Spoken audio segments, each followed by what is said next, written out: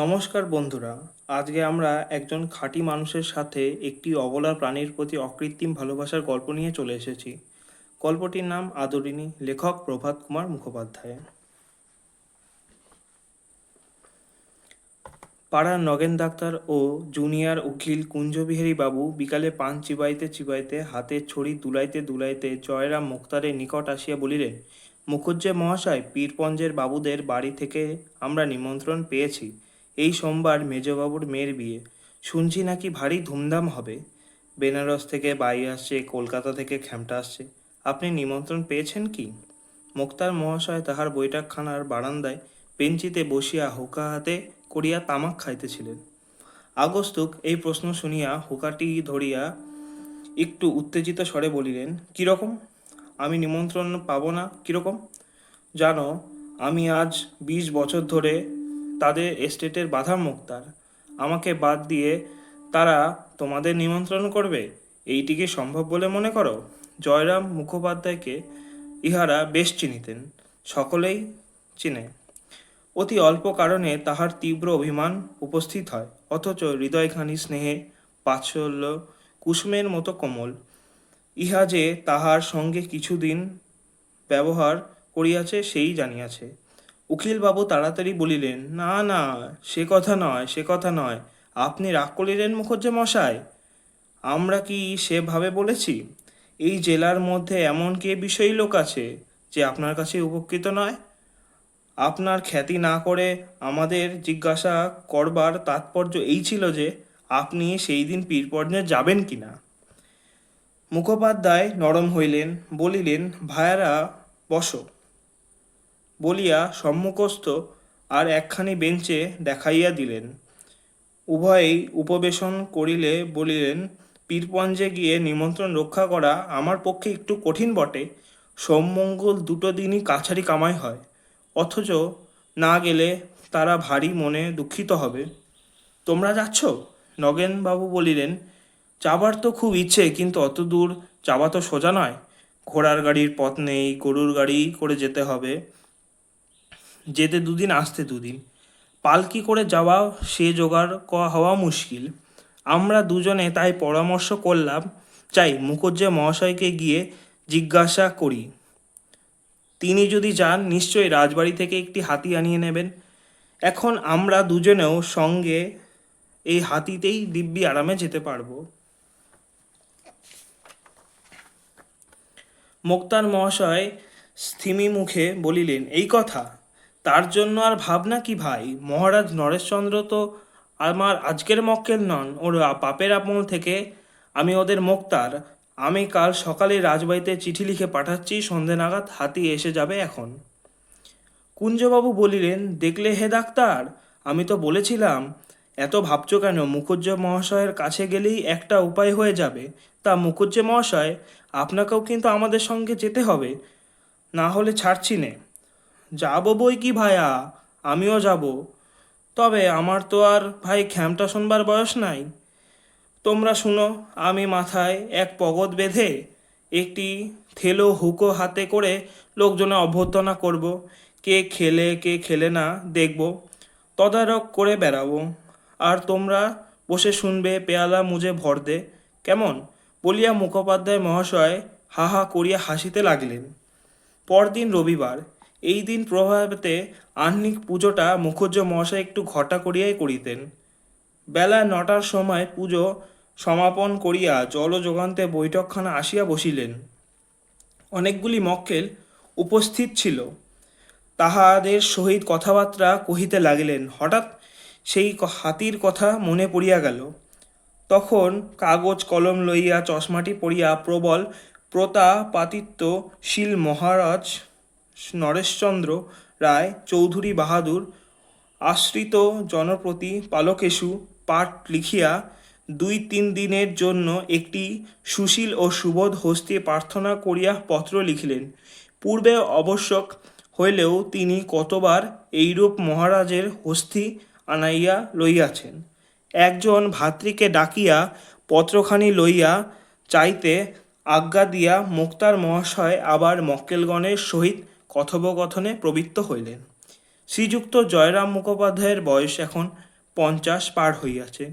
মানুষটি লম্বা ছাদের, রংটি আরেকটু পরিষ্কার হইলেও গৌরবর্ণ চাইতে পারিত। গোপগুলি মোটা মোটা, কাঁচায় পাকায় মিশ্রিত, মাথার সম্মুখভাগে টাক আছে, চক্ষু দুটি বড় বড় ভাসা ভাসা। তাহার হৃদয়ের কোমলতা যেন হৃদয়ে ছাপাইয়া এই চক্ষু দুটি দিয়া উছলিয়া পড়িতেছে। ইহার আদিবাস যশোর জেলায়। এখানে যখন তিনি প্রথম মুক্তারি করতে আসেন, তখন এদিকে রেল খোলে নাই।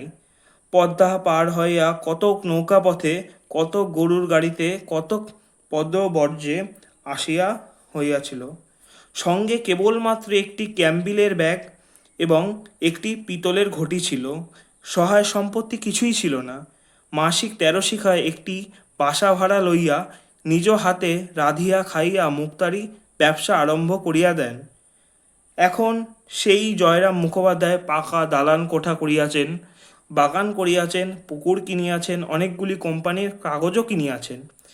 সে সময়ের কথা বলিতেছি, তখন এ জেলায় ইংরেজিওয়ালা মুক্তারের আবির্ভাব ঘটিয়াছে বটে, কিন্তু জয়রাম মুখুজ্জকে তাহারা কেউই হটাইতে পারে নাই। তখন ইনি এ জেলার প্রধান মুক্তার বলিয়া গণ্য। মুখোপাধ্যায় মহাশয় হৃদয়খানি অন্তত ক্রমল স্নেহপ্রবণ হইলেও মেজাজটাই কিছু রুক্ষ। যৌবনকালে ইনি রীতিমতো বদরাগী ছিলেন। এখন রক্ত অনেকটা ঠান্ডা হইয়া আসিয়াছে। সেকালে হাকিমেরা একটু অবিচার অত্যাচার করিলেই মুখুজ্জ মহাশয় রাগিয়া চেঁচাইয়া অনর্থপাত করিয়া তুলিতেন। একদিন এজলাসে এক ডেপুটির সহিত ইহার বিলক্ষণ বচসা হইয়া যায়। বিকালে বাড়ি আসিয়া দেখিলেন তাহার মঙ্গলা একটি এড়ে বাছুর প্রসব করিয়াছে। তখন আদর করিয়া উক্ত ডেপুটির নামে বাছুরটির নামকরণ করিলেন। ডেপুটির লোক পরম্পরায় ক্রমে এই কথা শুনিয়াছিল এবং বলা বাহুল্য নিতান্ত প্রতিলাভ করে নাই। আর একবার এক ডেপুটির সম্মুখে মুখুজ্জ মহাশয় আইনের তর্ক করিতেছিলেন, কিন্তু হাকিম কিছুতেই তাহার কথায় সায় দিতেছিলেন না। অবশেষে রাগের মাথায় জয়রাম বলিয়া বসেন, আমার স্ত্রীর যতটুকু আইন জ্ঞান আছে হুজুরের তাও নেই দেখছি। সেদিন আদালতে অবমাননার জন্য মুক্তার মহাশয় 5 টাকা জরিমানা হইয়াছিল। এই আদেশের বিরুদ্ধে তিনি হাইকোর্টে অবধি লড়িয়াছিলেন। সর্বশুদ্ধ 1700 টাকা ব্যয় করিয়া এই 5টা টাকা জরিমানা হুকুম রহিত করিয়াছিল। মুখোপাধ্যায় যেমন অনেক টাকা উপার্জন করিতেন, তেমন তাহার ব্যয়ও যথেষ্ট ছিল। তিনি একাতরে অন্নদান করিতেন। অত্যাচারিত, উৎপীড়িত গরিব লোকের মোকদ্দমা তিনি কত সময় বিনা ফিসে, এমনকি নিজে অর্থব্যয় পর্যন্ত করিয়া চালাইয়া দিয়াছেন। প্রতি রবিবার অপরাহ্ন বেলায় পাড়ার যুবক বৃদ্ধগণ মুক্তার মহাশয় বৈঠকখানায় সমাবেত হইয়া তাস পাশা খেলিতে থাকেন। আদৌ সেইরূপ অনেকে আগমনে করিয়াছেন। পূর্বোক্ত ডাক্তারবাবু ও উকিলবাবু আছেন। হাতিকে বাঁধিবার জন্য বাগানে খানিকটা স্থানে পরিষ্কার করা হইয়াছে। হাতি রাত্রে খাইবে বলিয়া বড় বড় পাতা শুদ্ধ কয়েকটা কলা গাছ ও অন্যান্য বৃক্ষের ডাল কাটিয়া রাখা হইয়াছে। মুক্তার মহাশয় সে সমস্ত তদারক করিতেছেন। মাঝে মাঝে বৈঠকখানা আসিয়া কোনো ব্রাহ্মণের হাত হইতে হুকাটি লইয়া দাঁড়াইয়া দাঁড়াইয়া 2-4 টান দিয়া আবার বাহির হইয়া যাইতেছেন। সন্ধ্যার পূর্বে কিছু বৈঠকখানার বসিয়া খেলা দেখিতেছিলেন। এমন সময় সেই পত্রবাহক ভেত্রী ফিরিয়া আসিয়া বলিলেন, হাতি পাওয়া গেল না। কুঞ্জবাবু নিরাশ হইয়া বলিলেন, পাওয়া গেল না? নগেনবাবু বলিলেন, তাহলে তো সব মাটি। মুক্তার মহাশয় বলিলেন, কেন রে, হাতি পাওয়া গেল না কেন? চিঠির জবাব এনেছিস? ভিত্রী বলিল, আজ্ঞে না, দেওয়ানজিকে গিয়ে চিঠি দিলাম। তিনি চিঠি নিয়ে মহারাজের কাছে গেলেন। খানিক বাদে ফিরে এসে বললেন, বিয়ের নেমন্তন্ন হয়েছে, তার জন্য হাতি কেন? গরুর গাড়িতে আসতে বলো। এই কথা শুনিবা মাত্র জয়রাম ক্ষোভে, লজ্জায়, রোষে যেন একেবারে ক্ষিপ্তপ্রায় হইয়া উঠিয়া তাহার হাত পা ঠক ঠক করিয়া কাঁপিতে লাগিল। 2 চক্ষু দিয়া রক্ত ফাটিয়া পড়িতে লাগিল। মুখমণ্ডলে শিরা উপশিরাগুলি স্ফীত হইয়া উঠিল। কম্পিত স্বরে ঘাড় বাঁকাইয়া বারংবার বলিতে লাগিলেন, হাতি দিলেন না, হাতি দিলেন না। সমবেত ভদ্রলোকগণ ক্রিয়া বন্ধ করিয়া হাত গুটাইয়া বসিলেন। কেহ কেহ বলিলেন, আর কি করবেন মুখুজ্জে মহাশয়, পরের জিনিস, জোর তো নেই। একখানা ভালো দেখে গরুর গাড়ি ভাড়া করে রাত্রি 10টা-11টার সময় বেরিয়ে পড়ুন, ঠিক সময় পৌঁছে যাবেন। এই ইমাবান্দি শেখ একজোড়া নতুন বলদ কিনে এনেছে, খুব দ্রুত যায়। জয়রাম বক্তার দিকে দৃষ্টিপাত না করিয়া বলিলেন, না, গরুর গাড়িতে চড়ে আমি যাব না। যদি হাতি চড়ে যেতে পারি যাব, নইলে এই বিবাহে আমার যাওয়া হবে না। শহরে 2-3 ক্রোশের মধ্যে 2-3 জনের জমিদারের হস্তি ছিল। সেই রাতেই জয়রাম তৎক্ষণাৎ স্থানে স্থানে লোক পাঠাইয়া দিলেন, যদি কেহ হস্তি বিক্রি করে তবে কিনিবেন। রাত্রি 2 প্রহর সময় একজন ফিরিয়া আসিয়া বলিলেন, বীরপুরের উমাচরণ লাহিড়ীর একটি মাদি হাতি আছে, এখনো বাচ্চা, বিক্রি করবে, কিন্তু বিস্তর দাম চায়। কত? 2000 টাকা। খুব বাচ্চা? না, সওয়ারি নিতে পারবে। কুছ পরোয়া নেই, তাই কিনবো। এখনই তুমি যাও, কাল সকালে যেন হাতি আসে। লাহিড়ী মহাশয়কে আমার নমস্কার জানিয়ে বলো, হাতির সঙ্গে যেন কোনো এক বিশ্বাসী কর্মচারীকে পাঠিয়ে দেন, হাতি দিয়ে টাকা নিয়ে যাবে। পরদিন বেলা 7টার সময় হস্তিনী আসিল, তাহার নাম আদরিণী। লাহিড়ী মহাশয় কর্মচারী রীতিমতো স্ট্যাম্প কাগজে রসিদ লিখিয়া দিয়া 2000 টাকা লইয়া প্রস্থান করিল। বাড়িতে হাসি আসিবা মাত্র পাড়ার তাবৎ বালক বালিকা আসিয়া বৈঠকখানার উঠানে ভিড় করিয়া দাঁড়াইল। 2-1 অবিষ্ট বালক সুর করিয়া বলিতে লাগিল, হাতি তোর গোদা পায়ে নাতি। বাড়ির বালকেরা ইহাতে অন্তত ক্রুদ্ধ হইয়া উঠিল এবং অপমান করিয়া তাহাদিগকে বহিষ্কৃত করিয়া দিল। হস্তিনী গিয়া অন্তঃপুর দ্বারের নিকট দাঁড়াইল। মুখুজ্জ মহাশয়ের বিপত্নিক তাহার জ্যেষ্ঠ পুত্রবধূ একটি ঘটিতে জল লইয়া সভয় পদক্ষেপে বাহির হইয়া আসিলেন। কম্পিত হস্তে তাহার পদ সেই জল একটু একটু ঢালিয়া দিলেন। মাহুতের ইঙ্গিত অনুসারে আদরিণী তাহার জানু পাতিয়া বসিল। পরবধূ তৈল ও সিন্দুরে তাহার ললাট রাঙা করিয়া দিলেন। ঘন ঘন শঙ্করধ্বনি হইতে লাগিল, আবার দাঁড়াইয়া উঠিল। একটা ধামায় ভরিয়া আলো, চাল, কলা অন্যান্য মঙ্গলদ্রব্য তাহার সম্মুখে রক্ষিত হইল। সুর দিয়া তুলিয়া তুলিয়া কতক সে খাইল, অধিকাংশ ছিটাইয়া দিল। এইরূপ বরণ সম্পন্ন হইলে রাজহস্তীর জন্য সংগৃহীত সেই কদলীকাণ্ড ও বৃক্ষশাখা আদরিণী ভোজন করিতে লাগিল। নিমন্ত্রণ রক্ষা করিয়া পীরগঞ্জ হইতে ফিরিবার পরদিন বিকালেই মহারাজ নরেশচন্দ্রের সহিত মুখোপাধ্যায় মহাশয় সাক্ষাৎ করিতে গেলেন। বলা বাহুল্য, হস্তিপৃষ্ঠে আরোহণ করিয়াই গেলেন। মহারাজের দ্বিতল বৈঠকখানার নিম্নে বিস্তৃত প্রাঙ্গণ, প্রাঙ্গণের ওপর প্রান্তে হস্তি প্রবেশের সিংহদ্বার। বৈঠকখানার বসিয়া সমস্ত প্রাঙ্গণে ও সিংহদ্বারে বাহিরেও অনেক দূর অবধি মহারাজের দৃষ্টিগোচর হইয়া থাকে। রাজ সমীপে উপনীত হইলে মুখুজ্জ মহাশয় তাহার আশীর্বাদ করিয়া আসন গ্রহণ করিলেন। মোকদ্দমা ও বিষয় সংক্রান্ত 2-4 কথার পর মহারাজ জিজ্ঞাসা করিলেন, মুখুজ্জ মহাশয়, ও হাতিটি কার? মুখুজ্জ মহাশয় বিনীতভাবে বলিলেন, আজ্ঞে হুজুর বাহাদুরের হাতি। মহারাজ বিস্মিত হইয়া বলেন, আমার হাতি? কই, এ হাতি তো কোনোদিন আমি দেখিনি, কোথা থেকে এলো? আজ্ঞে বীরপুরের উমাচরণ লাহিড়ীর কাছ থেকে কিনেছি। অধিকতর বিস্মিত হইয়া রাজা বলিলেন, আপনি কিনেছেন? আজ্ঞে হ্যাঁ। তবে বললেন আমার হাতি? বিনয় কিংবা শ্লেষসূচক ঠিক বোঝা গেল না। একটু মৃদু হাস্য করিয়া জয়রাম বলিলেন, যখন হুজুর বাহাদুরের দ্বারাই প্রতিপালন হচ্ছি আমি যখন আপনার, তখন ও হাতি আপনার বই আর কার?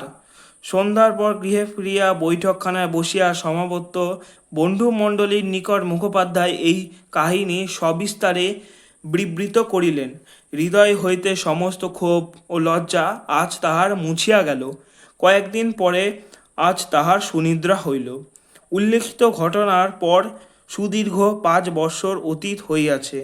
এই 5 বৎসরে মোক্তার মহাশয়ের অবস্থানের অনেক পরিবর্তন হইয়াছে। নতুন নিয়মে পাশ করা শিক্ষিত মোক্তারে জেলা কোর্ট ভরিয়া গিয়াছে। শিথিল নিয়মে আইন ব্যবসায়ী আর কদর নাই। ক্রমে ক্রমে মুখোপাধ্যায় মহাশয় আর কমিতে লাগলো। পূর্বে যত উপার্জন করিতেন এখন তাহার অর্ধেক হয় কিনা সন্দেহ, অথচ ব্যয় প্রতি বছর বর্ধিতই হইতেছে। তাহার 3টি পুত্র, প্রথম 2টি মূর্খ, বংশবৃদ্ধি ছাড়া আর কোনো কর্ম করিবার যোগ্য নহে। কনিষ্ঠ পুত্রটি কলকাতায় পড়িতেছে, সেটি যদি কালক্রমে মানুষ হয় একমাত্র ভরসা। ব্যবসার প্রতি মুখোপাধ্যায় আর সেই অনুরাগ নাই, বড় বিরক্ত হইয়া উঠিছেন। ছোকরা মোক্তারগণ যাহাদিগকে একসময় উলাঙ্গার ব্যবস্থার পথে খেলা করিতে দেখিয়াছেন, তাহারা এখন শ্যামলা মাথা দিয়া মুখোপাধ্যায় পাগড়ি বাঁধিতেন। সেকালের মোক্তারগণ শ্যামলা ব্যবহার করিতেন না। তাহার প্রতিপক্ষে দাঁড়াইয়া চোখ মুখ ঘুরাইয়া ফরফর করিয়া ইংরেজিতে হাকিমের কি বলিতে থাকে, তিনি কিছুই বুঝিতে পারেন না। পার্শ্বস্থিত ইংরেজি জানা জুনিয়রকে জিজ্ঞাসা করেন উনি কি বলছেন। জুনিয়র তর্জমা করিয়া তাহাকে বুঝাইতে বুঝাইতে অন্য প্রসঙ্গ উপস্থিত হয়। মুখুজ্জের জবাব মুখেই রহিয়া যায়। নিষ্ফল রোষে তিনি ফুলিতে থাকেন। তাহা ছাড়া পূর্বে হাকিমগণ মুখুজ্জে মহাশয়কে যেইরূপ শ্রদ্ধার চোখে দেখিতেন, এখনকার নব্য হাকিমগণ আর তাহা করেন না। ইহাদের যেন বিশ্বাস সে ইংরেজি জানে না, সে মানুষ্যপদবাচ্যই নহে। এই সকল কারণে স্থির করিয়াছেন কর্ম হইতে এখন অবসর গ্রহণ করিয়াই শ্রেষ্ঠ। তিনি যাহা সঞ্চয় করিয়াছেন তাহার সুদ হইতেও কোনো রকমে সংসার যাত্রা নির্বাহ করিবেন। প্রায় 60 বছর বয়স হইল, চিরকালই কি খাটিবেন? বিশ্রামের সময় কি হয় নাই? বড় ছেলেটি মানুষ হইত 2 টাকা রোজগার করিত পারিত, তাহা হইলে এতদিন কোনো কালে মুখুজ্জ মহাশয় অবসর লইতেন, বাড়িতে বসিয়া হরিনাম করিতেন। কিন্তু আর বেশি দিন চলে না। তথাপি আজই কালি করিয়া আরও 1 বছর কাটিল। এই সময় দায়রার একটি খুনি মোকদ্দমায় উপস্থিত হইল। সেই মোকদ্দমায় আসামি জয়রাম মোক্তার মুখোপাধ্যায় নিজে মোক্তার নিযুক্ত করিল। একজন নতুন ইংরেজি জজ আসিয়া তাহার এজলাসে বিচার। 3 দিন যাবৎ মোকদ্দমা চলিল। অবশেষে মোক্তার মহাশয় উঠিয়া জজ সাহেব বাহাদুর ও এসএসের মহোদয়গণ বলিয়া বক্তৃতা আরম্ভ করিল। বক্তৃতা শেষে এসেসরগণ মুখোপাধ্যায় মক্কেলকে নির্দোষ বলিয়া সাব্যস্ত করিলেন। জজ সাহেব তাহার অভিমত স্বীকার করিয়া আসামিকে অব্যাহতি দিলেন। জজ সাহেবকে সেলাম করিয়া মোক্তার মহাশয় নিজে কাগজপত্র বাঁধিতেছেন। এমন সময় জজ সাহেব পেশাকার জিজ্ঞাসা করিলেন, এই উকিলটির নাম কি? পেশাকার বলিল, ইহার নাম জয়রাম মুখার্জি। উনি উকিল নহে, মোক্তার। প্রসন্ন হাস্যের সহিত জজ সাহেব জয়রামের প্রতি চাহিয়া বলিলেন, আপনি মোক্তার? জয়রাম বলিলেন, হ্যাঁ হুজুর, আমি আপনার আবেদর। জজ সাহেব পূর্ববৎ বলিলেন, আপনি মোক্তার? আমি মনে করেছিলাম আপনি একজন উকিল। যে রূপ দক্ষতার সহিত আপনি মোকদ্দমা চালিয়েছেন, আমি ভেবেছিলাম আপনি একজন ভালো উকিল। এই কথা শুনিয়া মুখোপাধ্যায় সেই ডাগর চক্ষু দুটি জলপূর্ণ হইয়া গেল। হাত দুটি জোর করিয়া কম্পিত কণ্ঠে বলিলেন, না হুজুর, আমি উকিল নহে, আমি একজন মোক্তার মাত্র, তাও সেকালের শিথিল নিয়মে একজন মূর্খ মোক্তার। ইংরেজি জানি না হুজুর। আপনি আজ আমার যে প্রশংসা করিলেন, আমি জীবনের শেষ দিন অবধি তাহা ভুলিতে পারিব না। এই বুড়ো ব্রাহ্মণ আশীর্বাদ করিতেছে হুজুর, হাইকোর্টের জজ হন। বলিয়া ঝুঁকিয়া সেলাম করিয়া মোক্তার মহাশয় এজলাসে হইতে বাহির হইয়া আসিলেন। ইহার পর আর তিনি কাছারি যান নাই। ব্যবসা ছাড়িয়া কায়ক্লেশে মুখোপাধ্যায় সংসার চলিতে লাগিল। ব্যয় যে পরিমাণ সংকোচন করিবেন ভাবিয়াছিলেন, তাহা শত চেষ্টাতেও হইয়া ওঠে নাই। সুদের সংকুলান হয় নাই। মূলধনে হাত পড়িতে লাগিল। কোম্পানির কাগজেও সংখ্যা কমিতে লাগিল। একদিন প্রভাতে মোক্তার মহাশয় বইখাটায় বসিয়া নিজের অবস্থার বিষয় চিন্তা করিতেছেন। এমন সময়ে মাহুতের আদরিণীকে লইয়া নদীতে স্নান করাইতে গেল। অনেক দিন হইতে লোকে ইহাকে বলিতেছিল, হাতিটি আর কেন, ওকে বিক্রি করে ফেলুন, মাসে 30-40 টাকা বেঁচে যাবে। কিন্তু মুখুজ্জে মহাশয় উত্তরে করিয়া থাকেন, তার চেয়ে বলো না, তোমার এই ছেলেপিলে নাতি নাতিদের খাওয়াতে অনেক টাকা ব্যয় হচ্ছে, ওদের একে একে বিক্রি করে ফেলো। এইরূপ উক্তির পর আর কোনো কথা চলে না। হাতিটিকে দেখিয়া মুখোপাধ্যায় মনে হইল, ইহাকে যদি মধ্যে ভাড়া দেওয়া যায়, তাহা হইলে তো কিঞ্চিৎ অর্থগম হইতে পারে। তখন কাগজ কলম লইয়া নিম্নলিখিত বিজ্ঞাপন মুসাবিদা করিলেন। বিবাহের শোভাযাত্রা, দূর দূরান্তের গমনাগমন প্রভৃতি কার্যের জন্য নিম্নে স্বাক্ষরিত আদরিণী নান্নী হস্তিনী ভাড়া দেওয়া যাইবে। ভাড়া প্রতি রোজ 3 টাকা মাত্র, হস্তিনী খড়কি 1 টাকা এবং মাহুতের খড়কি ধার্য হইয়াছে। যাহার আবশ্যক হইবে নিম্নে ঠিকানায় তত্ত্ব লইবেন। জয়রাম মুখোপাধ্যায়, মোক্তার চৌধুরীপাড়া। এই বিজ্ঞাপনটি ছাপাইয়া শহরের প্রত্যেক ল্যাম্পপোস্টে, পার্থিবস্য বৃক্ষকাণ্ডে এবং অন্যান্য প্রকাশ্য স্থানে আটিয়া দেওয়া হইল। বিজ্ঞাপনের ফলে মাঝে মাঝে লোকে হস্তি ভাড়া লইতে লাগিল বটে, কিন্তু তাহাতে 15-20 টাকার বেশি আয় হল না। মুখুজ্জে মহাশয় জ্যেষ্ঠ পত্রী পীড়িত হইয়া পড়িল। তাহার জন্য ডাক্তার ঔষধ খরচা প্রতিদিন 5-7 টাকার কমে নির্বাহ হয় না। মাসখানেক পরে বালকটি কিঞ্চিৎ আরোগ্য লাভ করিল। বড় বধূ মেজবধূ উভয়ে অন্তঃসত্ত্বা। কয়েক মাস পরেই আরও 2টি জীবের অন্নসংস্থান করিতে হইবে। একদিকে জ্যেষ্ঠপত্রী কল্যাণী দ্বাদশ বর্ষে পদার্পণ করিয়াছে। দেখিতে দেখিতে যেইরূপ ডাগর হইয়া উঠিয়াছে, শীঘ্রই তাহার বিবাহ না দিলে নয়। নানা স্থান হইতে তাহার সম্বন্ধ আসিতেছে বটে, কিন্তু ঘর বর মনের মতন হয় না। যদি ঘর বর মনের মতন হয়, তবে তাহাদের খাই শুনিয়া চক্ষুস্থিত হইয়া যায়। কন্যার পিতা এ সম্বন্ধে একেবারে নির্লিপ্ত। সে নেশাবান করিয়া তাসপাশা খেলিয়া হুলুট বাজাইয়া বেড়াইতেছে। যত দায় এই 60 বছরের বুড়োর ঘাড়ে। অবশেষে এক স্থানে বিবাহের স্থির হইল। পাত্রটি রাজশাহী কলেজে এলে পড়িতেছে, খাইবার পরিবার সংস্থানও আছে। তাহার 2000 টাকা চাহে। নিজেদের খরচ 500, 2500 টাকা হইলেও বিবাহ হয়। কোম্পানির কাগজের বান্ডিল দিন দিন ক্ষীণ হইয়াছে, তাহা হইতে 2500 বাহির করা বড়ই কষ্টকর হইয়া দাঁড়াইল। আর শুধু তো নহে, আরও নাতনিরাও আছে, তাহাদের বেলায় কি উপায় হইবে? এই সকল ভাবনা চিন্তার মধ্যে পড়িয়া মুখোপাধ্যায় মহাশয় শরীর কমে ভগ্ন হইয়া পড়িতে লাগিল। একদিন সংবাদ আসিল, কনিষ্ঠ পুত্র বিয়েতে ফেল করিয়াছে। সেও ফেল করিয়াছে। বন্ধুগণ বলিতে লাগিল, মুখুজ্জে মহাশয় হাতিটিকে বিক্রি করে ফেলুন, করে নাতনির বিবাহ দিন। কি করবেন বলুন? অবস্থা বুঝে তো কাজ করতে হবে। আপনি জ্ঞানী লোক, মায়া পরিত্যাগ করুন। মুখোপাধ্যায় আরও কোনো উত্তর দিলেন না। মাটির পানে চাহিয়া স্নান মুখে বসিয়া কেবল চিন্তা করেন এবং মাঝে মাঝে দীর্ঘ নিঃশ্বাস ফেলেন। চৈত্র সংক্রান্তির বামুনহাটে একটি বড় মেলা হয়। সেখানে বিস্তর গরু বাছুর, ঘোড়া, হাঁটি, উট ইত্যাদি বিক্রয়ার্থে আসে। বন্ধুগণ বলিলেন, হাতিটিকে মেলায় পাঠিয়ে দিন, বিক্রি হয়ে যাবে। এখন 2000 টাকা কিনেছেন, এত বড় হয়েছে, 3000 টাকা অনায়াসে পেতে পারবেন। কোচার খুঁটে চক্ষু মুছিয়া বলিলেন, কি করে তোমরা এমন কথা বলছো? বন্ধুরা বুঝাইলেন, আপনি বলেন, ও আমার মেয়ের মতো, তো মেয়েকে তো চিরকাল ঘরে রাখা যায় না। মেয়ের বিয়ে দিতে হয়, মেয়ের শ্বশুরবাড়ি চলে যেতে হয়, আর উপায় কি? তবে পোষা জানোয়ার অনেক দিন ঘরে রয়েছে, মায়া হয়ে গেছে, একটু দেখে শুনে কোনো ভালো লোকের হাতে বিক্রি করলেই হয়, যে বেশ আদর যত্নে রাখবে, কোনো কষ্ট দেবে না, এমন লোককে বিক্রি করবে। ভাবিয়া চিন্তায় জয়রাম মোক্তার বললেন, তোমরা সবাই যখন বলছো তখন তাই হোক।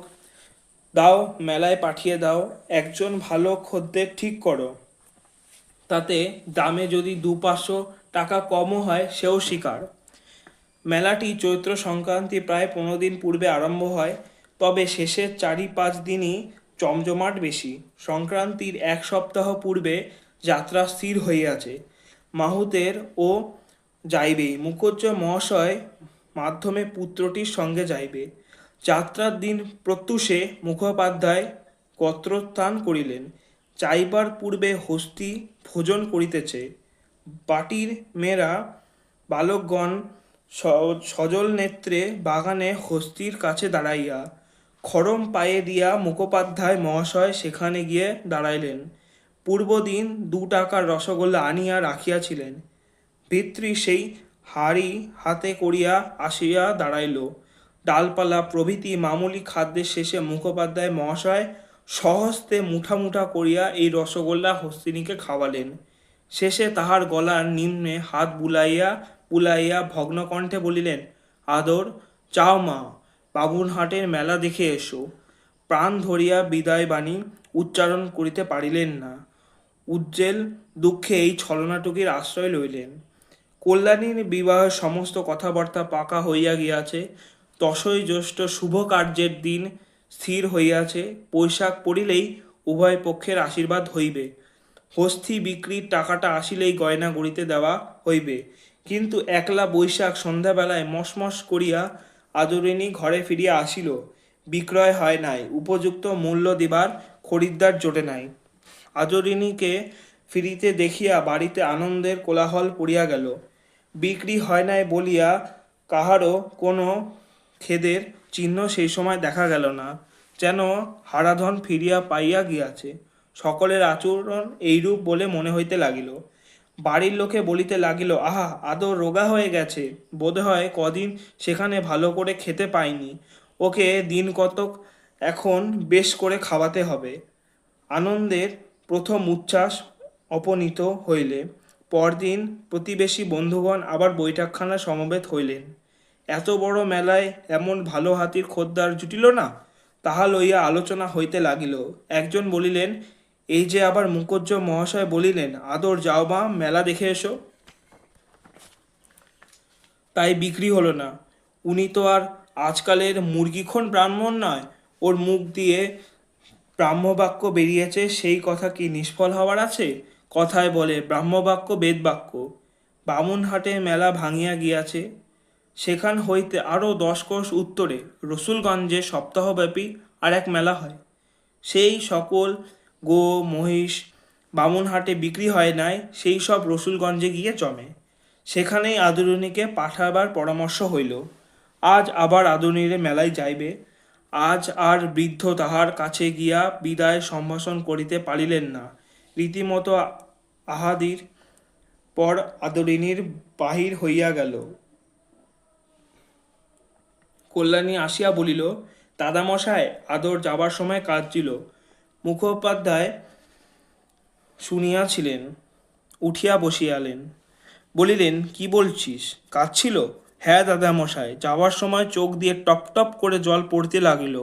বৃদ্ধ আর ভূমিতে পড়িয়া দীর্ঘ নিঃশ্বাসের সহিত বলিতে লাগিলেন, জানতে পেরেছে ওরা অন্তর্যামী কিনা, ও বাড়িতে যে আর ফিরে আসবে না তা জানতে পেরেছে।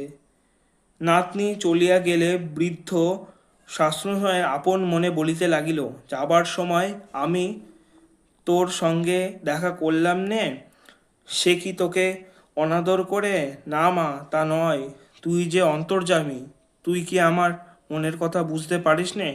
খুকির বিয়েটা হয়ে যাক, তারপর তুই ঘরে যা, তাদের বাড়ি গিয়ে তোকে দেখে আসবো।